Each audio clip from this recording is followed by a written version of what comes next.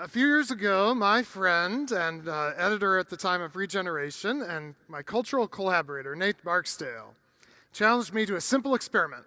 We went to the website of the Harvard University Library System, and we searched for all books whose title included the words "change the world" in any form.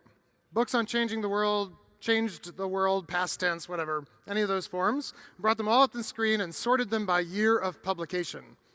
We did this in 2004, and we found that just between 2000 and 2004, 75 books had been published with the phrase "change the world" in the title, like The Riddle of the Compass, the invention that changed the world, or Mauve, how one man invented a color that changed the world.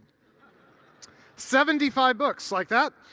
Last week I went back, did the search again. Since 2004, another 79 books, for a total of 154, have been published.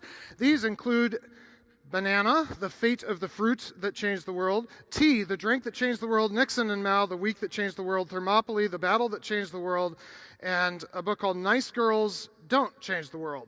That's by an unknown author named Lynn Hybels. Now, that's just the first 8 years of the 2000s, so I project by some simple math that by the end of 2010 we will have something like 220 books on the topics of changing the world. In the 1990s, there were 101 books on this topic. 5 equations that changed the world, 5 speeches that changed the world, 13 creative men who changed the world, 12 lesbians who changed the world. In the 1980s, there were 18. In the 1970s, there were 4. 1960s were a big decade. 8. 4 in the 1950s. What about the first half of the 20th century? Fairly major century in terms of cultural change. There were 6. If you divide that by decade, that's about 1 per decade, a little more than 1. What about before the 20th century? The oldest book in the Harvard University collection, the oldest printed book, is of course a copy of the Gutenberg Bible, published in 1455. Between 1455 and 1899, how many books made reference in their titles to changing the world? None. All of our ancestors before the 20th century never thought to write a book about changing the world. And just in the last 10 years, we've published more books on this subject than people did in all of the previous century. In fact, there are about 200,000 books published every year, which is a daunting thing when you're an author. And I have done a little extrapolation. This is what's called a power law curve, as you can see. And if you extrapolate it out, it turns out that by the year 2100, you heard this first, every single book published in a given year will be about changing the world.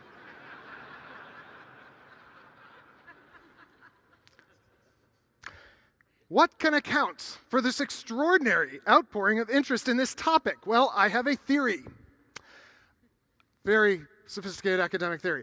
I think we want to change the world.